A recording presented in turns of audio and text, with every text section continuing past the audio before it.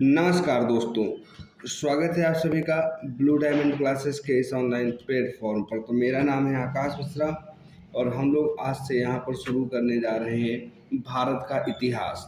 तो भारत का इतिहास हम लोग एकदम जीरो लेवल से पढ़ेंगे ताकि आपको पढ़ते समय किसी भी प्रकार की कोई भी समस्या ना हो। इस चीज़ को आप याद रखिएगा। ओके, तो हमारा टारगेट रहेगा अच्छे से अच्छे क्वेश्चंस को यहाँ पर डिस्कस करना। तो चलिए वीडियो को करते हैं शुरू।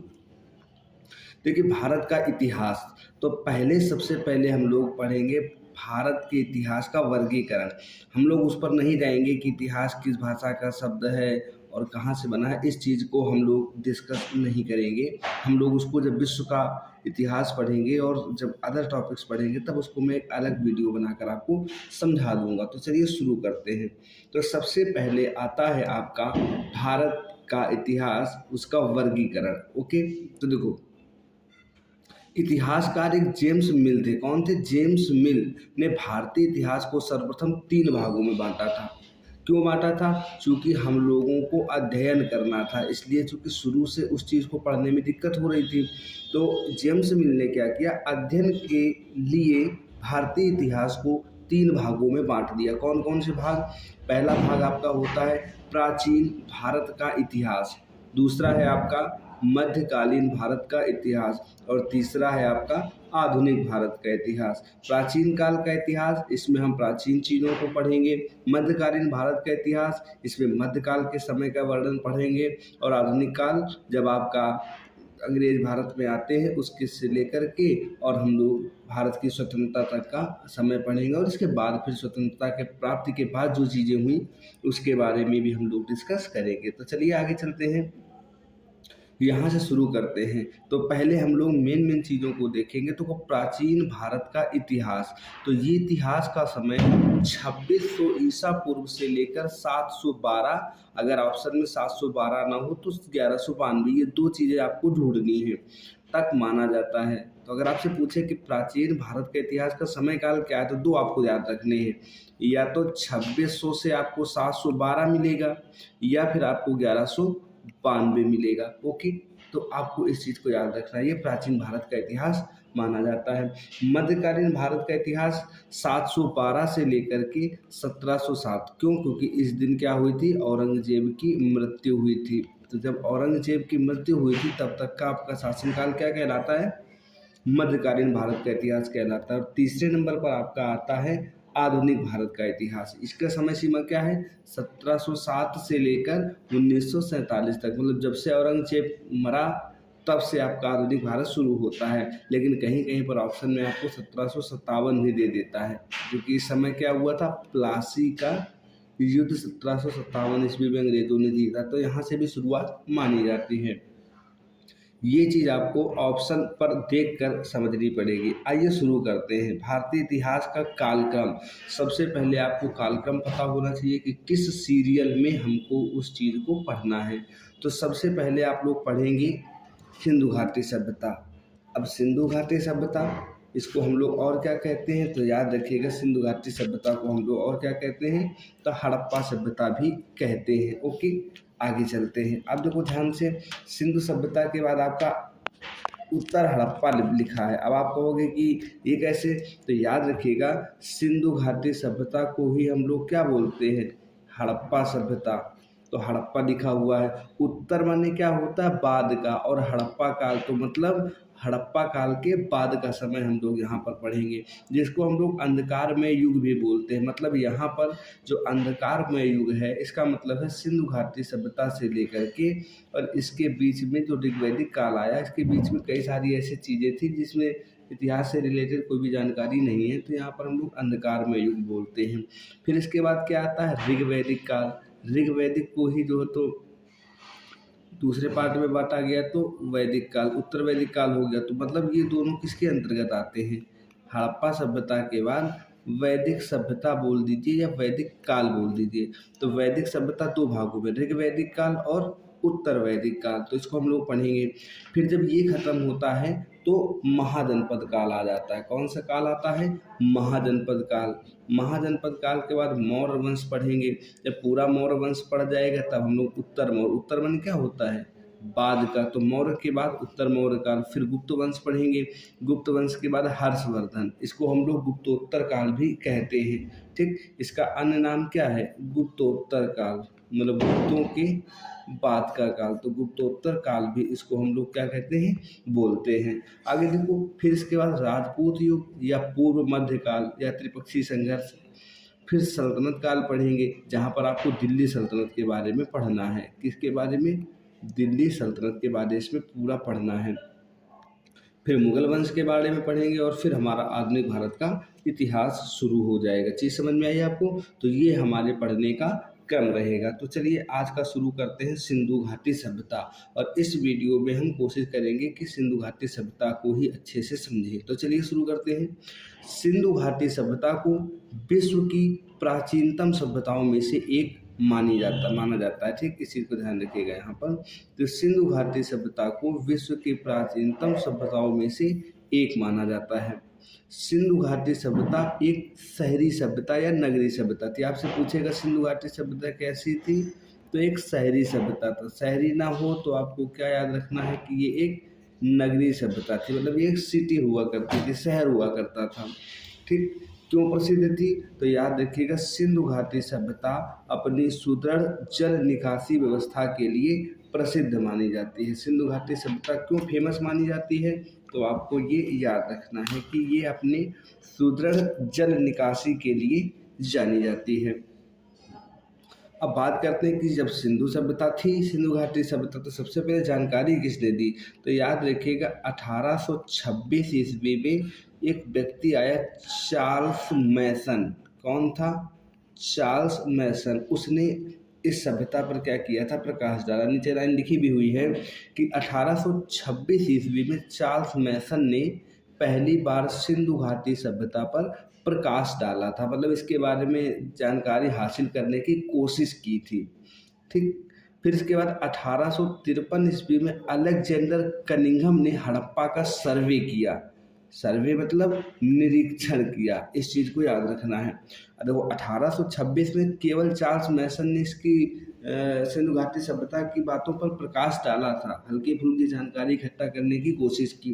1853 में क्या हुआ, अलेक्जेंडर कनिंघम ने हड़प्पा का सर्वे किया, सर्वेक्षण किया।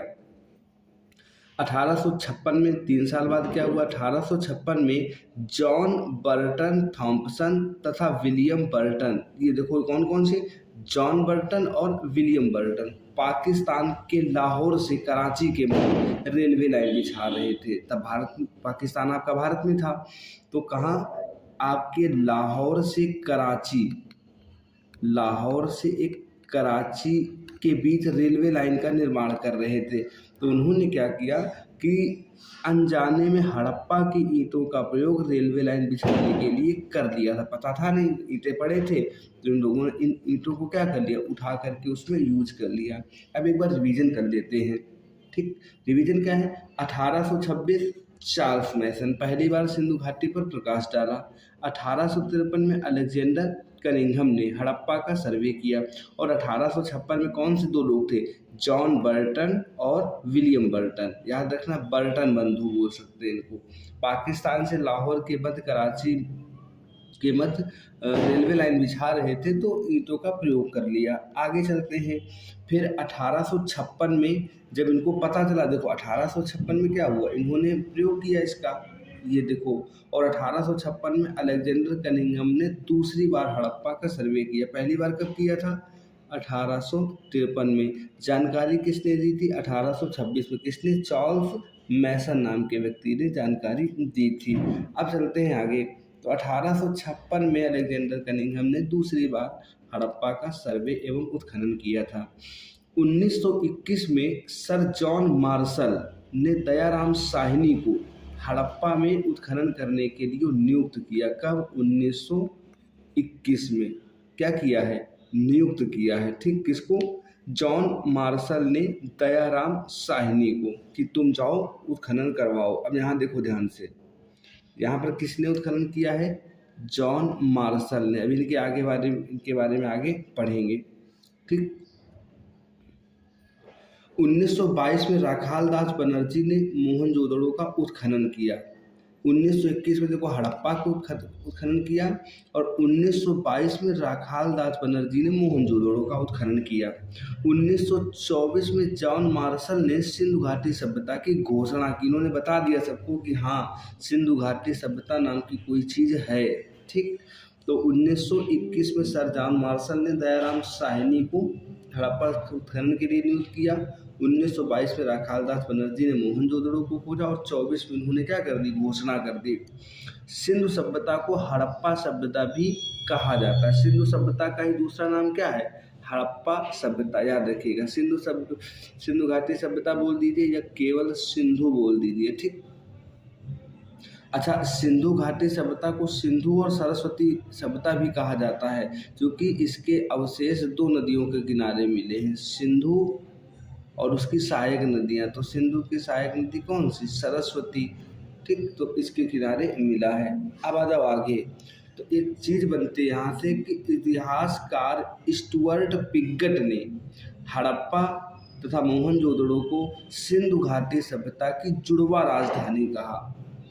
ठीक, अब आप बात करेंगे, जैसे हम बात करें तो सिंधु घाटी सभ्यता को एक शहर ढूंढा गया, तो इसकी राजधानी चाहिए। तो राजधानी के लिए पहले हड़प्पा रखी गई, लेकिन कुछ लोगों ने कहा मोहनजोदड़ो होगी। तो इन दोनों को मिलाकर स्टुअर्ट पिगट ने बोल दिया कि मोहनजोदड़ो सिंधु घाटी सभ्यता की जुड़वा राजधानी, मोहनजोदड़ो और हड़प्पा। ठीक, तो जुड़वा राजधानी में पहली ये मान लीजिए, दूसरी ये मान लीजिए। भारतीय पुरातत्व विभाग, अब हम थोड़ा सा इसको देखते हैं, इसकी शुरुआत कैसे हुई। ठीक, देखो यहाँ पर चीज़ें कहाँ से शुरू हो रही हैं। सबसे ऊपर अगर बताया जाए आपको, तो यहाँ पर बातें शुरू हो रही हैं 1826 से, लेकिन ये जो आया है भारतीय पुरातत्व विभाग, जब भाई खोज हो गई, हर चीज़ मिल गई, तो एक भारतीय पुरातत्व विभाग की स्थापना कर दी गई। तो 1861 में अलेक्जेंडर कनिंघम के द्वारा भारतीय पुरातत्व विभाग की स्थापना कर दी गई। इसको शॉर्ट में क्या बोलते हैं, ASI। क्या होता है, archaeological survey of India. ASI की स्थापना कब की गई, 1861 में।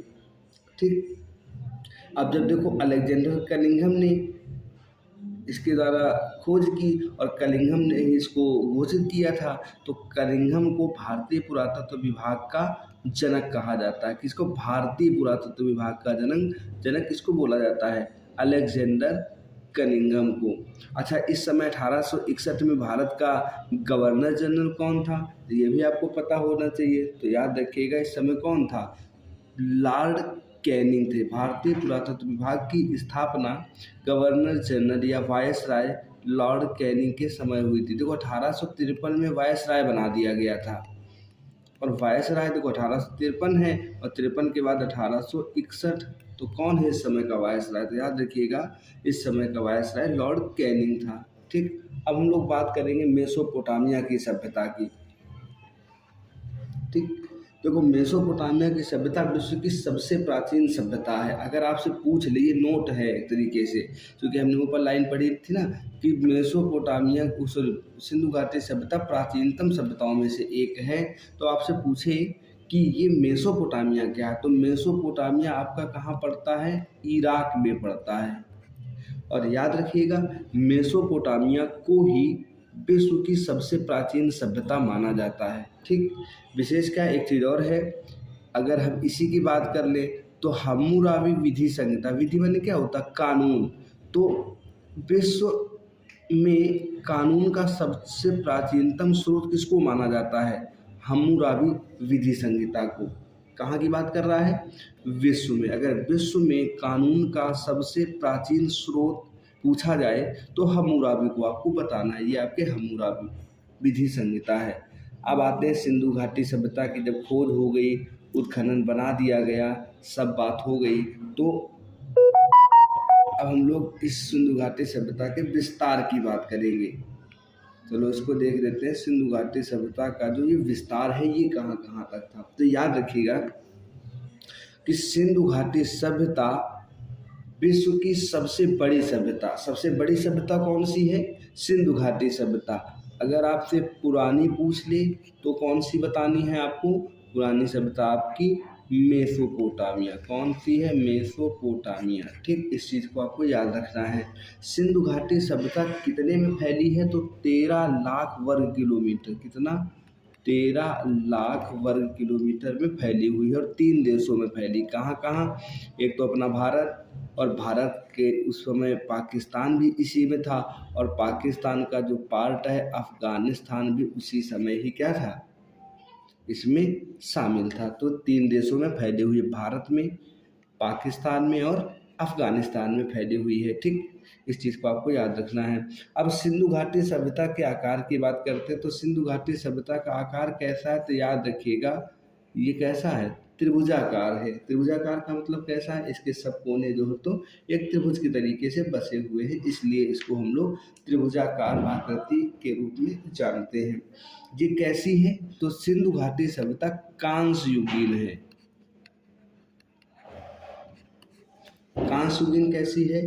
ये कांस्य युगीन है, प्राचीन काल में नहीं आती है, क्योंकि हम लोग इतिहास के 3 भाग होते हैं। कौन कौन से? एक होता है प्रागैतिहासिक, एक होता है आद्य ऐतिहासिक, और एक होता है ऐतिहासिक। ठीक, अब यहाँ बात समझो। आद्य ऐतिहासिक का मतलब जहाँ पर लेख जो है तो पढ़े लिखे नहीं गए, मतलब जिनका लिखित साक्ष्य उपलब्ध नहीं है, मतलब साक्ष्य तो उपलब्ध है लेकिन उसको पढ़ा नहीं जा सकता है। प्रागैतिहासिक काल इतिहास से पहले का है, उसको प्रागैतिहासिक बोलते हैं। इस समय लिखने पढ़ने के लिए कोई जानकारी नहीं है, केवल सोर्स है। ठीक, इसलिए तो सिंधु घाटी सभ्यता कैसी मानी जाती है? कांस्य युगीन मानी जाती है। अब हम लोग बात करेंगे सिंधु घाटी सभ्यता के विस्तार के। तो देखो, क्योंकि सिंधु घाटी सभ्यता त्रिभुजाकार है तो उसके कुल कितने पार्ट होंगे? उसके होंगे टोटल 4 पार्ट, अगर हम ऐसे बात करें इस तरीके से। ठीक, अभी बताऊंगा कि कैसे ये त्रिभुजाकार है। तो सिंधु घाटी सभ्यता की जो सबसे उत्तरी दिशा है, उत्तरी मतलब ये आपको याद रखना है अफ़गानिस्तान में है। अफ़गानिस्तान उत्तरी दिशा कहाँ पड़ती है इसकी? अफ़गानिस्तान। अच्छा, अफ़गानिस्तान में कौन सा स्थान है? सुरतागोई। कौन सा है? सुरतागोई। तो इस चीज़ को यहाँ पर ज़्यादा डिस्कस वैसे नहीं करेंगे, चीज़ों को समझ लेना है बस, और फिर आपको क्लियर हो जाएगा। देखो, सिंधु घाटी सभ्यता का सबसे उत्तर दिशा या सबसे उत्तरी बिंदु कहाँ है? सुरतागोई में है। सुरतागोई ऑक्सस नदी के किनारे है, और ये कहाँ पर है? अफ़गानिस्तान में। सुरतागोई ऑक्सस नदी, अफ़गानिस्तान। अगर सबसे उत्तरी पूछे, ये पूरी सभ्यता की बात हो रही है, ध्यान रखिएगा। उत्तरी कहाँ है? सुरतागोई है। दूसरे की बात करते हैं हम लोग, सिंधु घाटी सभ्यता के उत्तर दिशा में कश्मीर के मांडा में चिनाब नदी तक फैली है। ठीक, ये भारत की बात कर रहा है। कहाँ की? भारत की बात। सिंधु घाटी सभ्यता दक्षिण दिशा में महाराष्ट्र के दाइमाबाद में प्रवरा नदी, कौन सी नदी है? प्रवरा नदी तक फैली हुई है। इस चीज़ को याद रखना है। सिंधु घाटी सभ्यता पूर्व में उत्तर प्रदेश के आलमगीरपुर मेरठ में हिंडन नदी तक फैली हुई है। पूर्व में कौन सा है? आलमगीरपुर। आलमगीरपुर कहाँ पड़ता है? मेरठ में पड़ता है। और कौन सी? हिंडन नदी। कौन सी नदी है? हिंडन नदी तक फैला हुआ है। ठीक, आगे चलते हैं। सिंधु घाटी पश्चिमी दिशा में कहाँ है? बलूचिस्तान के सुदका गेंदोर, बलूचिस्तान, तास्क नदी तक फैली हुई है। ठीक, इस चीज़ को आपको याद रखना है। अब हमने यहाँ से विस्तार को पढ़ लिया है। ठीक, अब आते हैं सिंधु सभ्यता का काल। ये चीज़ यहाँ पर डिस्कस करनी है कि सिंधु सभ्यता का काल क्या है। तो यहाँ पर चलिए डिस्कस कर लेते हैं कि पुरानी एनसीईआरटी के अनुसार जो सिंधु सभ्यता का काल या समय है वो 2350 से 1750 माना जाता है, जो पुरानी एनसीईआरटी है। लेकिन नई एनसीईआरटी के समय के अनुसार इसका काल 2600 ईसा पूर्व से 1900 ईसा पूर्व तक माना जाता है। चीज़ समझ में आई? पुरानी एनसीईआरटी में 2350 से 1750 तक, और नई एनसीईआरटी के अनुसार इसका काल 2600 से 1900 ईस्वी तक माना जाता है। अच्छा, एक अभिलेख की बात कर लें। एक होता है सारगोन अभिलेख। इसके अनुसार इसका समय 3250 से 2750 तक माना जाता है। एक सारगोन अभिलेख है, उसके द्वारा इसका काल जो है तो 3250 से 2750 तक माना जाता है। क्वेश्चन पूछता है पुरानी एनसीईआरटी में क्या है, 2250 से 1750 तक, और सारगोन अभिलेख में 3250 से 2750। ये उल्टा चलते हैं, ईसा पूर्व है। ईसा पूर्व का मतलब ये सन घटता हुआ आएगा। कार्बन 14 पद्धति या C14 पद्धति, तो समय का निर्धारण किया जाता है। कार्बन 14 पद्धति से समय का निर्धारण किया जाता है। किस समय का, याद रखिएगा, चट्टानों की उम्र का समय, चट्टानों की उम्र का समय कि कोई भी चीज़ कितनी पुरानी है, तो इससे पता चलता है C कार्बन 14 पद्धति से। अब सिंधु घाटी सभ्यता के स्थल, तो स्थल की बात करते हैं यहाँ पर। देखो, सिंधु घाटी सभ्यता के स्थल कौन कौन से, उसके बारे में हम लोग इन चीज़ों को डिस्कस करते हुए चलते हैं, जिसके बारे में हम लोगों को पढ़ना है। देखो, पहला आपका हड़प्पा, एक मिनट, पहला आपका क्या है, हड़प्पा। दूसरा कौन सा है, मोहनजोदड़ो। तीसरा लोथल। चौथा धौलावीरा। पांचवा है चन्हूदड़ो। छठवां है सुरकोटड़ा। सातवां है कुणाल। आठवां दाइमाबाद। नौवां रोजडी। 10वां रोपड़। इसके बाद 11 नंबर पे आमरी। ठीक, तो इतने हम लोगों को स्थल पढ़ने हैं। एक बार फिर से देखो, रिपीट करते हैं, मेरे साथ बोलिएगा। हड़प्पा, मोहनजोदड़ो, लोथल, धौलावीरा, चन्हूदड़ो, सुरकोटड़ा, कुणाल, दैमाबाद, रोजडी, रोपड़ और आमरी। तो 11 स्थलों को हम लोगों को पढ़ना है। ये सिंधु घाटी सभ्यता के स्थल हैं। ठीक, चलते हैं आगे। अब पहला स्थल हम लोगों ने पढ़ा था हड़प्पा, उसके बारे में पढ़ने जा रहे हैं। तो देखो, हड़प्पा क्या है, हड़प्पा सिंधु घाटी सभ्यता का एक क्या है, स्थल है। इसका उत्खनन किसने किया था, दयाराम साहनी ने। कब किया था, याद रखिएगा, 1921 में। दयाराम साहनी से किसने कहा था, अलेक्जेंडर कनिंघम ने इनको इसको नियुक्त किया था। कब नियुक्त किया था, 1921 में।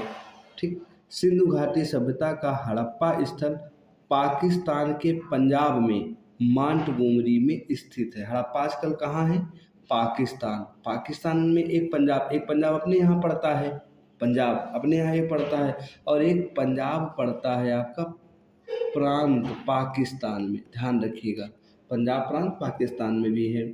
ठीक, तो सिंधु घाटी सभ्यता का हड़प्पा स्थल पाकिस्तान के पंजाब में मांटगोमरी जिले में, ये क्या है, मांटगोमरी जिला है, तो जिले में स्थित है। सिंधु घाटी सभ्यता का हड़प्पा स्थल वर्तमान में पाकिस्तान के पंजाब में साहिवाल जिले में है। पहले कौन सा जिला लगता था, मांटगोमरी जिला, लेकिन वर्तमान में कौन सा आ गया है, साहिवाल जिला। वहाँ जिला डिवाइड हुआ होगा, इसलिए यहाँ पर याद रखना है। पहले ऑप्शन पे आपको मांटगोमरी देखना है, ना मिले तो साहिवाल देखना है। ठीक, नदी कौन सी है, तो आपको पता है कि रावी नदी। तो हड़प्पा स्थल रावी नदी के तट पर स्थित है। अब एक बार में याद कर लीजिए, पंजाब प्रांत के या तो मांटगोमरी दिख जाए, गोमरी, या फिर आपको साहिवाल दिखेगा, इसमें रावी नदी के किनारे स्थित है। ठीक, अब हम लोग हड़प्पा से प्राप्त स्थल की बात करते हैं। तो याद रखिएगा, हड़प्पा से एक R37 कब्रिस्तान मिला है। ठीक, पहले के लोग शवों को दफनाया करते थे ना, तो इसलिए यहाँ पर R37 कब्रिस्तान मिला है। ठीक, इसमें क्या है, विदेशी की कब्र मिली है ताबूत में। विदेशी की कब्र है, वो भी किसमें, ताबूत में। ठीक, तो याद रखिएगा, इक्का गाड़ी जानते हो, मतलब एक पहिया की गाड़ी जिसमें लोग कूड़ा फेंकने जाते हैं।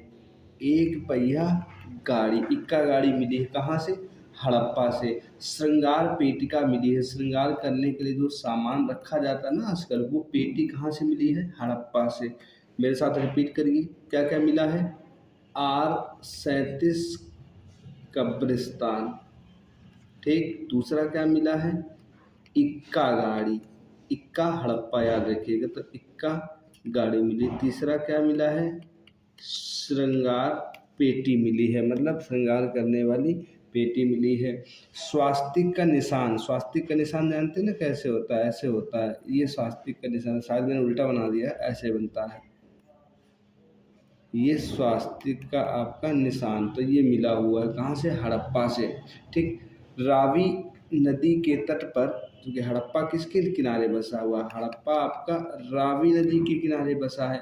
12 अन्नागार मिले हैं, 6 इस तरफ है और 6 इस तरफ, ऐसे और 6 इस तरफ, तो ऐसे 12 अन्नागार मिले। कहाँ से मिले हैं? हड़प्पा से मिले हैं, ठीक। और सभी के पास एक एक चबूतरा मिला है। हो सकता है ऊंचे हों तो चबूतरे पर चढ़ के उसमें अनाज डाला जाता हो, इसलिए 12 चबूतरे मिले हैं। और इनके पास श्रमिक आवास भी मिले। श्रमिक आवास का मतलब समझ रहे हो कि जो लोग काम किया करते थे उनके आवास मिले हुए हैं, ठीक। तो ये इसके बाद एक हम लोगों का ये खत्म हो गया। अब हम लोग चलेंगे मोहनजोदड़ो पर, चूँकि हड़प्पा के बाद इसका मोहनजोदड़ो भी एक क्या है? शहर है। जैसे आपका पहला शहर हड़प्पा था, वैसे दूसरा शहर है ये शहर नंबर 2। तो इसकी बात करते हैं। अच्छा, हड़प्पा की दयाराम साहनी ने की थी, तो इसकी किसने की थी? राखाल दास बनर्जी ने। नाम क्या है उनका? राखाल दास बनर्जी। और याद रखिएगा ये दूसरे नंबर का स्थल था, ठीक। 1922 में इसकी खोज की थी, ठीक। तो मोहनजोदड़ो सिंधु घाटी सभ्यता का एक स्थल है। इसकी खोज किसने की थी? तो उत्खनन किया था राखालदास बनर्जी ने, ठीक। आजकल कहाँ पर है? तो जैसे वो आपका मांटगोमरी या साहिवाल जिले में है, वैसे ही ये आपका लरकाना जिले में, सिंध प्रांत में। भाई पाकिस्तान में 2 हैं, याद रखिएगा। एक आपका सिंध प्रांत पड़ता है, एक आपका पंजाब प्रांत पड़ता है। पंजाब में आपको याद रखना है कि आपका हड़प्पा है, ठीक। और सिंध में कौन सा है? मोहनजोदड़ो। सिंध प्रांत का लरकाना जिला, कौन सा जिला? लरकाना जिला सिंध प्रांत में पाकिस्तान में स्थित है। अच्छा, बात करते हैं कि मोहनजोदड़ो, इसका अर्थ क्या है? मोहनजोदड़ो का मतलब होता है मृतकों का टीला, मृतकों का टीला बोलते हैं इसको, ठीक। अगर हम इसके स्पष्ट बात करें नाम की, तो मोहनजोदड़ो या मोहनजोदड़ो भी इसको कहा जाता है। ये तो आप नाम से समझ जाएंगे कि आखिर इसको क्या कहा जाता है। मोहनजोदड़ो से अवशेष मिले हैं। यहाँ पर आपको ये माँ थोड़ा सा गलत दिख रहा होगा, उस पर मत जाइएगा। अवशेष मिले हैं 2, कौन कौन से अवशेष मिले हैं उसकी बात कर लेते हैं। देखो, हम लोगों ने अभी क्या क्या डिस्कस किया है हड़प्पा में, चलिए पहले उसको हम लोग तैयार कर लेते हैं। देखो, हड़प्पा में मैं नाम लिख दूँ यहाँ पर, ये जो हड़प्पा है, यहाँ पर आपको क्या क्या मिला है? पहला नंबर, पहला आपको मिला है R37 कब्रिस्तान, जिसमें क्या मिला है? विदेशी की कब्र मिली है। दूसरा आपको श्रृंगार पेटिका मिली है, ठीक। तीसरे नंबर पर एक आपको श्रृंगार पेटिका R37 कब्रिस्तान मिला है। इक्का गाड़ी मिली है, क्या मिला है? इक्का गाड़ी मिली है। चौथे नंबर पर क्या है? 12 अन्नागार मिले हैं। 5वां अन्नागार के पास चबूतरे बने थे। और क्या था? श्रमिकों के घर मिले हैं। तो इतनी चीज़ें वहाँ से आपको मिली हैं। अब हम लोग बात करेंगे मोहनजोदड़ो। तो मोहनजोदड़ो थोड़ा ज़्यादा विकसित था, तो यहाँ से ज़्यादा चीज़ें मिली हैं। जैसे एक आपको मिला है विशाल स्नानागार, मतलब नहाने के लिए कुंड, जिसको हम लोग बोल सकते हैं, बहुत बड़ा तालाब, ठीक। नर्तकी की मूर्ति, एक लड़की की नाचती हुई मूर्ति मिली है। लड़की की नाचती हुई मूर्ति मिली है, ठीक। कांसे की है, चूँकि ये सभ्यता कैसी है? कांस्य की है, तो इसलिए कांसे की मूर्ति मिली है। एक और मूर्ति मिली है जो कि पुरोहित राजा की है। किसकी है? पुरोहित राजा की मूर्ति मिली है, ठीक। एक मोहर मिली है पशुपतिनाथ, पशुपतिनाथ मतलब शंकर जी, आदि शिव बोल सकते हैं उनको। तो एक पशुपतिनाथ जी की मूर्ति मिली है। देखो, स्नानागार भी मोहनजोदड़ो से मिला है और विशाल अन्नागार, अन्नागार कहाँ से मिले हैं तो हड़प्पा से 12 मिले हैं। लेकिन सबसे बड़े अन्नागार की बात करें तो कहाँ से मिला है, मोहनजोदड़ो से। ठीक, मोहनजोदड़ो से मिला हुआ है। ठीक। महाविद्यालय के साक्ष्य मतलब जो हम लोग आजकल यूनिवर्सिटी देखते हैं, तो ये आपका मोहनजोदड़ो से मिला है।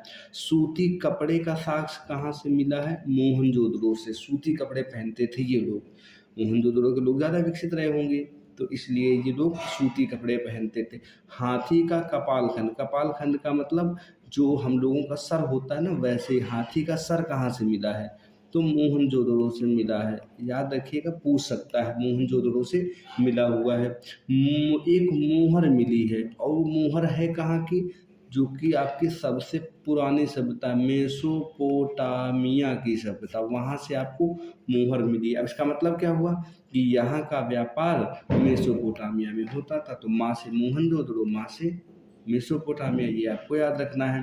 घोड़े का दांत कहाँ से मिला है, मोहनजोदड़ो से। दांत किसका है, घोड़े का। देखो, दांत घोड़े का मिला है, सर हाथी का मिला है, हाथी का सर मोहनजोदड़ो से, घोड़े के दांत मोहनजोदड़ो से।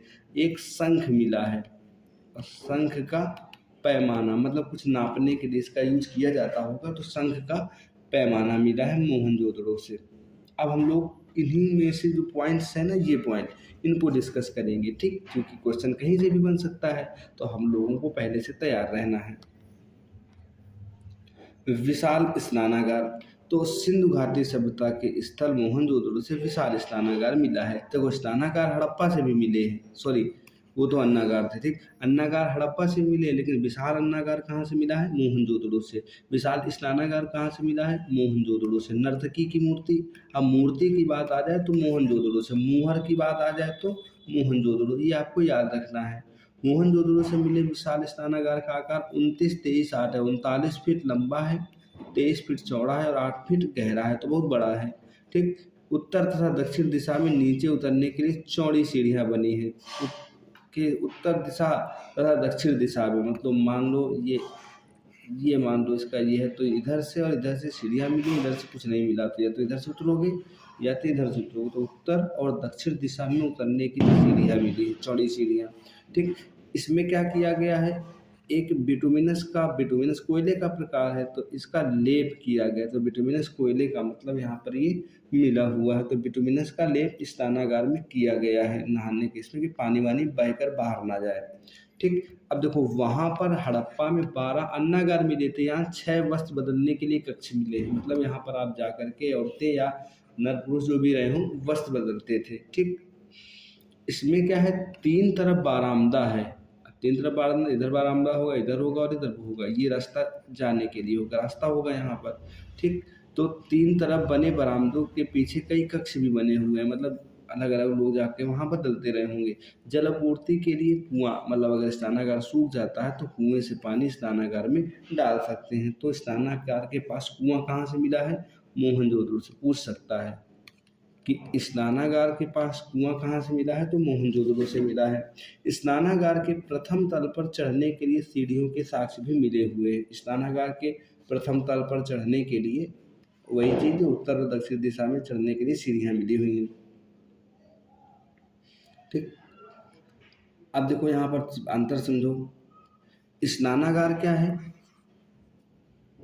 देखना ध्यान से, यहाँ पे चीज़ों को समझ लो। स्नानागार मिला है, उत्तर और दक्षिण दिशा से चौड़ी सीढ़ियाँ बनी हुई हैं। ठीक, और उससे फिर क्या है कि जलापूर्ति के लिए कुआं बना है। स्नानागार के प्रथम तल पर चढ़ने के लिए सीढ़ियों के साक्ष्य भी मिले हैं। ठीक, स्नानागार के प्रथम तल के कमरों का प्रयोग संभवतया पुरोहित करते रहे होंगे। पुरोहित मतलब जो उच्च होते थे, क्योंकि उस समय जाति व्यवस्था थी, लेकिन जो तो जाति व्यवस्था कर्म के आधार पर भी नहीं थी, वो केवल 4 लोग पुरोहित, फिर जो लोग रक्षा करते थे, फिर लोग जो व्यापार करते थे, जो लोग तो इनकी सेवा करते थे। तो ऐसे 4 वर्गों में बटा हुआ था। विशाल स्नानागार का प्रयोग संभवतः धार्मिक अनुष्ठानों के लिए किया जाता रहा होगा, क्योंकि पुरोहित धार्मिक अनुष्ठान करवाते थे तो उस समय ये प्रचलन में रहा होगा कि नहा धो करके काम करना है। देखो फिर आते हैं आगे। तो सर जॉन मार्शल ने मोहनजोदड़ो से मिले विशाल स्नानागार को तात्कालिक समय की आश्चर्यजनक इमारत कहा। किसने? जॉन मार्शल ने। किसको कहा है? मोहनजोदड़ो से जो स्नानागार मिला है, चूंकि आश्चर्यजनक इमारत क्यों? क्योंकि इतनी सारी व्यवस्था उसमें की गई तो इसलिए उसको ये कहा जाता है। अब हम लोग बात करेंगे दूसरा पॉइंट, नर्तकी की मूर्ति। तो सिंधु घाटी सभ्यता के स्थल मोहनजोदड़ो से एक नर्तकी की मूर्ति मिली है, ठीक। और इस नर्तकी की मूर्ति का निर्माण लास्ट वैक्स तकनीक या मोम लुप्त तकनीकी से हुआ है। किस तकनीक से हुआ है? लास्ट, पहले मैं इसको थोड़ा सा कलर कर दूं ताकि आपको पीडीएफ देते वक्त फिर दिक्कत ना हो, ठीक। आप भी इसको साथ में पढ़ते हुए चलेंगे। सिंधु घाटी सभ्यता के स्थल मोहनजोदड़ो से नर्तकी की मूर्ति मिली है। किसकी मूर्ति मिली है? तो नर्तकी की मूर्ति मिली है। इस चीज़ को ध्यान रखिएगा। किस तकनीक से निर्माण हुआ? तो लास्ट वैक्स तकनीकी से।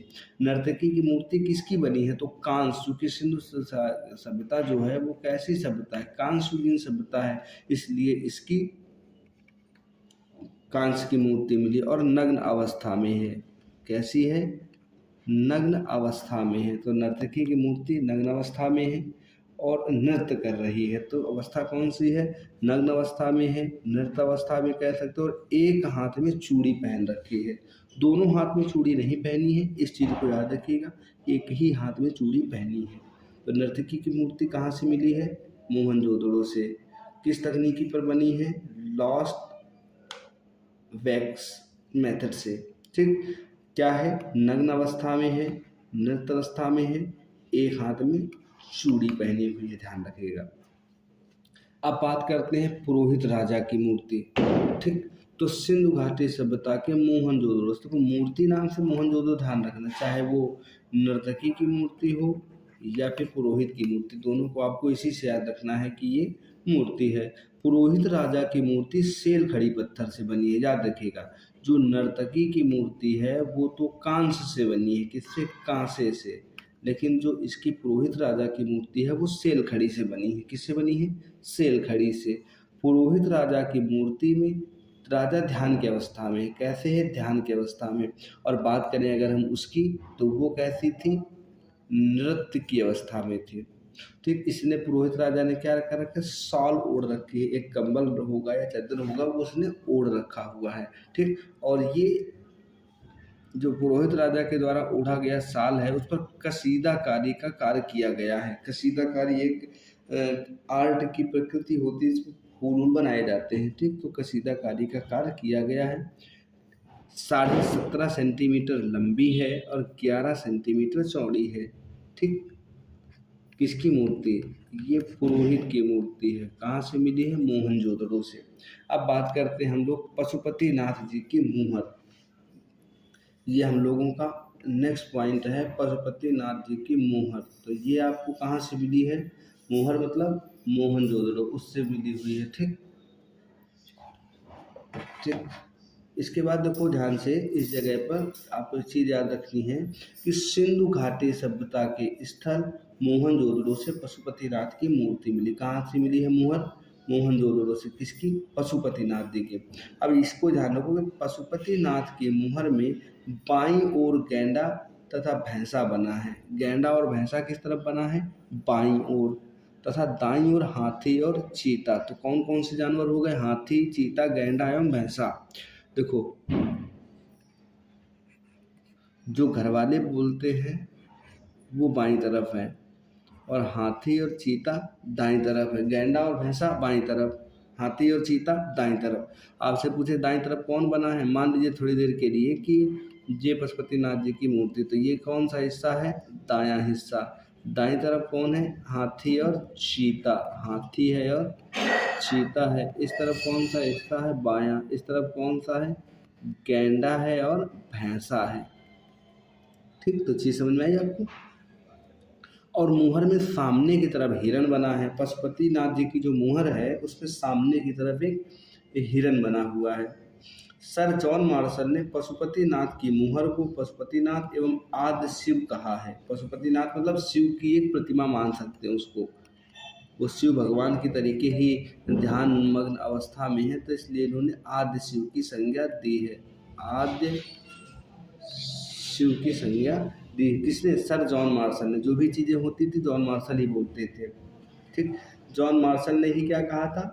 उस कुंड को कहा था कि सबसे विशाल और आश्चर्यजनक इमारत है, और इन्होंने इसको जो मुहर मिली है उसको आदि शिव कहा है। क्या कहा है? आदि शिव। अच्छा, अगर एक बात करें, मोहनजोदड़ो और हड़प्पा को किसने जुड़वा राजधानी कहा रहा? तो पिग्गट। किसने कहा है? पिग्गट ने। पूरा नाम क्या है? स्टुअर्ट पिग्गट। ठीक, तो ये हो गया। इसके बाद पशुपतिनाथ का जो प्रसिद्ध मंदिर है वो नेपाल की राजधानी काठमांडू में है। ठीक, शंकर जी का जो विशाल मंदिर है वो कहाँ पर है? काठमांडू में है। विशाल अन्नागार की बात कर लेते हैं। अब ये एक अन्नागार, ये 5वीं इमारत है आपका, मतलब 5वां मोहनजोदड़ो में मिला हुआ एक स्थल नहीं कह सकते, एक उपकरण कह दें या चीज़ बोल दें। ठीक, सिंधु घाटी सभ्यता के स्थल मोहनजोदड़ो से विशाल अन्नागार मिले हुए हैं। क्या मिला है? विशाल अन्नागार मिला हुआ। अन्नागार मतलब जहाँ पर अनाज भंडार के हम लोग क्या बोलते हैं? कोठरी। आप बताइए कमेंट बॉक्स में क्या बोला जाता है आपके यहाँ, जिसमें हम लोग गेहूँ भरते हैं? कुठला, कुठला या कोठरी जो भी बोलते हूँ। और महाविद्यालय के साक्ष्य, ये कहाँ से मिला है? मोहनजोदड़ो से ही मिला है। विशाल अन्नागार मोहनजोदड़ो से मिला है। ठीक, तो महाविद्यालय के साक्ष्य भी कहाँ से मिले हैं? मोहनजोदड़ो से मिले हैं। सूती कपड़े के साथ, चूँकि मोहनजोदड़ो ज़्यादा विकसित था तो यहाँ के लोग क्या पहनते थे? सूती कपड़े पहना करते थे। तो सिंधु घाटी सभ्यता के स्थल मोहनजोदड़ो से सूती कपड़े के भी क्या मिले हैं? साक्ष्य मिले हुए हैं। ठीक, हाथी का कपालखंड बताया ना मोहनजोदड़ो से मिला हुआ है। हाथी का कपालखंड की बात करें तो मोहनजोदड़ो से, और घोड़े का दांत ये भी कहाँ से मिला है? मोहनजोदड़ो से मिला हुआ है। एक मेसोपोटामिया की मोहर भी मिली है। ठीक, तो मेसोपोटामिया क्या है? विश्व की सबसे प्राचीनतम सभ्यता मानी जाती है, और सिंधु घाटी सभ्यता के स्थल मोहनजोदड़ो से मेसोपोटामिया की मोहर मिली है। और मेसोपोटामिया क्या है? सबसे प्राचीन सभ्यता है। घोड़े की दांत की बात कर लें तो घोड़े के दांत कहाँ से मिले हैं? तो सिंधु घाटी सभ्यता के मोहनजोदड़ो से। घोड़े के दांत कहाँ से मिले? सिंधु घाटी सभ्यता का एक स्थल है मोहनजोदड़ो, वहाँ से इसके साक्ष्य मिले हुए हैं। सिंधु घाटी सभ्यता के स्थल मोहनजोदड़ो से शंख का पैमाना भी मिला है। एक पैमाना है जिससे कोई चीज़ नापी जाती रही होगी, तो वो पैमाना भी शंख का पैमाना है जो मोहनजोदड़ो से मिला है। अब देखो, कब्रिस्तान कहाँ से मिला था? एक R37 कब्रिस्तान ये मिला था आपका हड़प्पा से। कहाँ से? हड़प्पा से। लेकिन मोहनजोदड़ो से किसी कब्रिस्तान का अवशेष प्राप्त नहीं होता। यहाँ पर स्पष्ट ये बात लिखी गई है। अब यहाँ पर जो हो तो कब्र मिली है तो लोगों को क्या किया जाता था? दफनाया जाता था। क्या किया जाता था? दफनाया जाता था। लेकिन चूँकि यहाँ पर कब्रिस्तान मिले नहीं है तो इसका मतलब है कि मोहनजोदड़ो के लोगों को यहाँ पर क्या किया? दाह संस्कार। दाह संस्कार मतलब मृत्यु के बाद लोग क्या करते थे? जलाया जाता था इनको। ठीक, तो यहाँ पर ये साक्ष्य मिलते हैं। तीसरा स्थल आपका यहाँ पर लोथल है। क्या है? लोथल। लोथल कहाँ पड़ता है? तभी आपको पता चलेगा कि लोथल कहाँ पड़ता है। मैं पहले से बता दूं कि ये गुजरात राज्य में, लोथल कहाँ है? गुजरात राज्य में भोगवा नदी के किनारे है। किस नदी के किनारे? भोगवा नदी के किनारे है, और रंगनाथ राव ने इसकी खोज की थी। तो ये एक बार में आपको समझ लेना है। लोथल गुजरात, भोगवा नदी के किनारे, रंगनाथ राव। ठीक, तो चलिए इसको डिस्कस कर लेते हैं। तो लोथल सिंधु घाटी सभ्यता का एक स्थल। आपसे पूछा लोथल कौन सा स्थल है? तो सिंधु घाटी सभ्यता का स्थल ये है। इसका उत्खनन किसने किया था? रंगनाथ राव ने किया था। लोथल गुजरात राव, रा से याद रखना है, रंगनाथ राव। ठीक, रंगहाथ राव या रंगनाथ राव, जैसे भी आप याद कर पाएँ। ठीक, ये सभ्यता का स्थल लोथल गुजरात राज्य में भोगवा नदी के किनारे, गुजरात राज्य के कौन सा नगर है? भोगवा नदी के किनारे स्थित है। ये कैसा नगर है? व्यापारिक नगर। क्यों? क्योंकि गुजरात आपका समुद्र के किनारे बसा हुआ है और समुद्र के किनारे नाव वाव से चीज़ें आया जाया करती थी, इसलिए कैसा नगर था? लोथल एक व्यापारिक नगर था। इस चीज़ को आप ऐसे याद कर सकते हैं। अब लोथल से क्या क्या अवशेष मिले हैं उसकी बात कर लेते हैं, और जो यहाँ पर डिस्कस करने वाले पॉइंट होंगे, जो अंतर समझ में आएंगे, वो आने वाले होंगे, उसको हम लोग डिस्कस कर लेंगे। तो देखो, गोदीवाड़ा या डॉक यार्ड, डॉक यार्ड का मतलब जानते हो क्या होता है? इसका मतलब होता है, आजकल हम लोग उसको बोलते हैं, नाम नहीं ध्यान आ रहा है, जहाँ पर जहाज वहाज आते हैं, पानी वाले जहाज, जहाँ से व्यापार चलता है, पंडित दीनदयाल उपाध्याय पोर्ट, पोर्ट बोलते हैं ना, बंदरगाह। ठीक, इसका नाम क्या है? बंदरगाह, नाम याद आ गया, बंदरगाह बोलते हैं। तो गोदीवाड़ा या डाक यार्ड बोलते हैं। कहाँ मिलेगा? गुजरात, क्योंकि यहाँ समुद्र के किनारे है। मनके बनाने का कारखाना कहाँ से मिला है? लोथल गुजरात से। मनके, ठीक, बाजरा तथा चावल के साक्ष्य मिले हैं इसी लोथल से। एक फारस की मोहर मिली है, लोथल से फारस की मोहर मिली है। अब बात समझना, मेसोपोटामिया की मोहर कहाँ से मिली है? तो याद रखिएगा, मोहनजोदड़ो से। कहाँ से मिली है? मोहनजोदड़ो। लेकिन फारस की मोहर कहाँ से मिली है? लोथल गुजरात से। घोड़े की मृंड मूर्तियाँ, मृंड मूर्तियाँ का मतलब मिट्टी की मूर्ति। क्या होता है? मिट्टी की मूर्ति। और घोड़े की मिट्टी की मूर्ति कहाँ से मिली है? तो लोथल से मिली है। लेकिन अगर हम बात करें घोड़े का दांत कहाँ से मिला है, तो मोहनजोदड़ो से। हाथी का स्कल या खोपड़ी कहाँ से मिली है? मोहनजोदड़ो से। अब देखो, चक्की के पाट, मतलब जिससे गाँव में वो पीसा जाता था अनाज, तो चक्की के पाट मिले हैं। और नावों के मॉडल, नाव के मॉडल, चूंकि यहाँ पर बंदरगाह था, तो बंदरगाह होने की वजह से यहाँ नाव के मॉडल मिले। कहाँ से? लोथल से। कहाँ पर है? गुजरात में। किस नदी के किनारे? भोगवा नदी के किनारे। खोज किसने की थी? रंगनाथ राव ने। ठीक, क्या क्या मिला है? गोदीवाड़ा, मनके बनाने का कारखाना, बाजरा तथा चावल के साग, फारस की मोहर, घोड़े की मृंड मूर्तियाँ, चक्की के दो पाट और नावों के मॉडल यहाँ से मिले हुए हैं। आगे चलते हैं, अब इसी पॉइंट्स को हम लोग एक एक करके डिस्कस करेंगे। 15 मिनट की और क्लास है, फिर इसके बाद हम लोग पार्ट 2 देखेंगे। इसका बात करते हैं गोदीवाड़ा या डॉक यार्ड। इसका मतलब बंदरगाह, जिसको हम लोग आजकल बंदरगाह बोलते हैं, वही चीज़ है गोदीवाड़ा या डॉक यार्ड। सिंधु घाटी सभ्यता के स्थल लोथल से गोदीवाड़ा या डॉक यार्ड मिला है। ठीक, तो सिंधु घाटी सभ्यता की सबसे बड़ी कृति की बात करें तो गोदीवाड़ा या डॉक यार्ड है। सबसे बड़ी इमारत की बात करें तो वो अन्नागार है। क्या है? अन्नागार। और सबसे अच्छी इमारत की बात करें तो स्नानागार है। ठीक, इस चीज़ को ध्यान रखिएगा। ये सबसे बड़ी कृति गोदीवाड़ा या डॉक यार्ड बोलते हैं। ठीक, कहाँ से मिला है? लोथल से मिला है। एक ही चीज़ इसके बारे में याद रखनी है।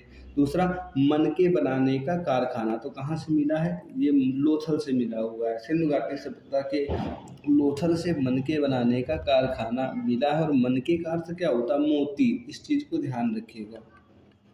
मनके को क्या बोलते हैं? मोती, जो कि माला वाला में यूज होता है। ठीक, बाजरा तथा चावल के साथ, अब अंतर समझना है यहाँ पर। ठीक, बाजरा तथा चावल के साक्ष्य मिले हैं लोथल से। ठीक, लेकिन अगर पूछे केवल बाजरा का साक्ष्य कहाँ से मिला है, तो लोथल से मिला है। ठीक, अंतर समझना है इसको।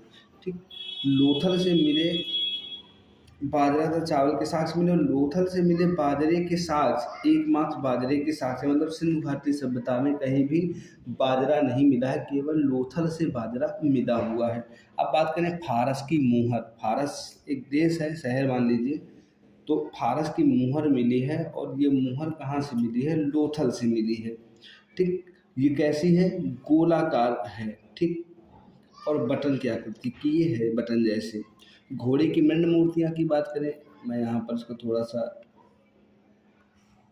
हाईलाइट कर देता हूँ। फारस की मोहर कहाँ से मिली है? लोथल से। घोड़े की मृण मूर्तियाँ कहाँ से मिली हैं? तो ये भी आपको लोथल से ही मिली हुई दिखेंगी। क्यों? क्योंकि लोथल से इसकी मूर्ति मिलने का साक्ष्य प्राप्त हुआ है। मिट्टी की बनी मूर्तियों को मृण मूर्ति कहा जाता है, ये मैं पहले डिस्कस कर चुका हूँ। ठीक, चक्की के दो पार्ट। अब देखो बात समझना, बाजरा मिला है, चावल मिला है। अब इन दोनों को पीसने के लिए होना चाहिए, तो चक्की के दो पार्ट मिले हुए हैं। कहाँ से? लोथल से। नावों का मॉडल ये भी कहाँ से मिला है? क्योंकि लोथल में आपके बंदरगाह, जिसको हम लोग डाक यार्ड बोलते हैं, तो बंदरगाह मिलने की वजह से ये आपके नावों के मॉडल भी वहीं से मिले हैं। अच्छा, एक चीज़ यहाँ पर आपको याद रखना है कि सिंधु घाटी सभ्यता के स्थल लोथल में घरों के दरवाजे मुख्य मार्ग पर खुलते थे। मतलब जिधर सड़क हुआ करती थी, गेट की खिड़की और दरवाजे इसी तरफ हुआ करते थे। ठीक, बाकी हर जगह पर जो दरवाजे होते थे वो घर में पीछे की तरफ लगे, यहाँ से घूम के सड़क पर आना होता था। लेकिन लोथल एक ऐसी जगह है जहाँ से जिसके दरवाजे मुख्य मार्ग पर खुलते थे। ठीक, अब चलते हैं हम लोगों का चौथा स्थल, धौलावीरा। ये धौलावीरा कहाँ है? याद रखिएगा, ये भी आपका गुजरात में है। ठीक, लोथल भी कहाँ है? गुजरात में है। और धौलावीरा भी आपका कहाँ है? गुजरात में है। चलिए इसको डिस्कस कर लेते हैं। धौलावीरा सिंधु घाटी सभ्यता का एक स्थल है। ये सबके सब सिंधु घाटी सभ्यता के स्थल हैं। धौलावीरा की खोज 1967 ईस्वी में की थी जगरती जोशी ने। किसने? जगरती जोशी के द्वारा इसकी खोज 1967 में की गई थी। और उत्खनन किसके द्वारा किया गया? रविंद्र सिंह बिष्ट के द्वारा। खोज किसने की थी? 1967 में जगरती जोशी ने। और उत्खनन किसने किया था? रविंद्र सिंह बिष्ट ने। अब ये काफ़ी समय तक चलता रहा, 1990 से 2005 के बीच किया गया। और कहाँ पड़ता है? कच्छ जिले के वन अभयारण्य के कच्छ मरुभूमि के खादिर बेट द्वीप पर ये मिलता है। धौलावीरा कहाँ है? जिले पूछे तो कच्छ जिला है। ठीक, खादिर बेट द्वीप, द्वीप कौन सा है? खादिर बेट द्वीप पर। धौलावीरा का लगभग क्षेत्रफल 120 एकड़ है, अर्थात धौलावीरा क्षेत्र लगभग 120 एकड़ में फैला हुआ है। धौलावीरा क्षेत्र मनसर जलधारा एवं मनहर जलधारा के बीच स्थित है। दो जलधाराएं स्थित हैं, मनसर जलधारा और मनहर जलधारा। इन दोनों के बीच में आपका ये धौलावीरा शहर बसा हुआ है। ठीक, याद रखिए ये किसी नदी के किनारे नहीं है, ये कच्छ के रण के पास पड़ता है। ठीक, धौलावीरा शहर 3 भागों में विभाजित था, दुर्ग, मध्य भाग और निम्न भाग। दुर्ग, मध्य भाग और निम्न भाग 3 भागों में बटा हुआ था। धौलावीरा को यूनेस्को ने 40वें विश्व धरोहर के रूप में घोषित किया है। याद रखिएगा, तो धौलावीरा को कौन से नंबर का? 40वां विश्व विरासत स्थल। ठीक, धौलावीरा स्थल को यूनेस्को की विश्व विरासत सूची में शामिल किया गया है। धौलावीरा यूनेस्को की विश्व विरासत सूची में शामिल होने वाला भारत का 40वां विश्व धरोहर स्थल है। धौलावीरा सिंधु घाटी सभ्यता का पहला स्थान है या स्थल है जो यूनेस्को की विश्व विरासत सूची में शामिल हुआ है। अच्छा, 39वां विश्व धरोहर स्थल कौन था? तो रामप्पा मंदिर, तेलंगाना। 39वां विश्व धरोहर स्थल रामप्पा मंदिर, तेलंगाना था। धौलावीरा से मिले अवशेष, 16 कृत्रिम जलाशय मिले हैं। कहाँ से? धौलावीरा से 16 कृत्रिम जलाशय। सूचना पट्ट मिला है, स्टेडियम के साथ मिले हैं, मनका मिला है। अच्छा, मनका धौलावीरा से मिला है, लेकिन मनका बनाने का कारखाना कहाँ से मिला है? लोथल से मिला है।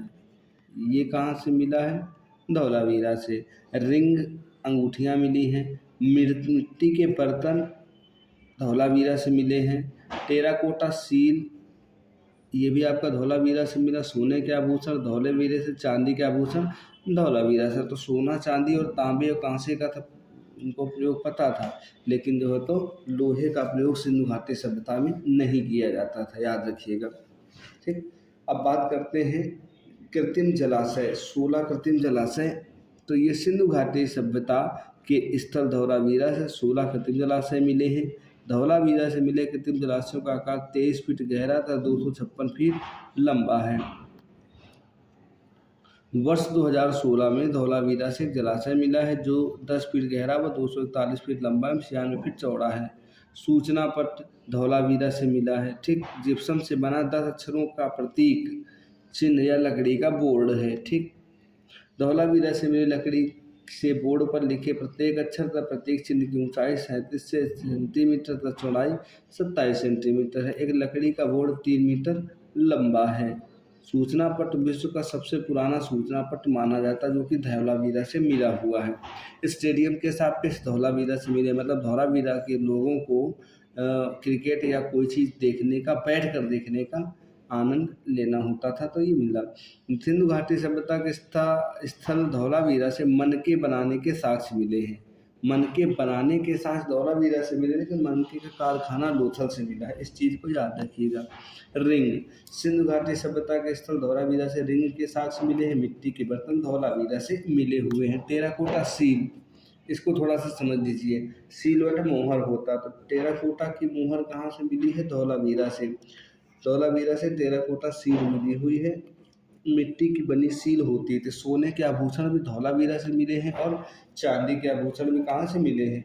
धौलावीरा से मिले हैं। इस चीज़ को आपको यहाँ पर याद रखना। चन्हू दड़ो क्या है? 5वां स्थल है। इसको हम लोग डिस्कस करेंगे नेक्स्ट वीडियो में, तो यहाँ पर मैं लिख देता हूँ ताकि याद बना रहे कि इस जगह से हमको फिर से याद स्टार्ट करना है। तो आज की वीडियो में इतना ही, मिलते हैं नेक्स्ट वीडियो में, तब तक के लिए आपका धन्यवाद। ये क्लास लगभग 55 मिनट की हुई है। अगर अच्छी लगी हो तो क्लास को लाइक करें, चैनल को सब्सक्राइब करें और अपने दोस्तों में इसको शेयर ज़रूर करें। धन्यवाद।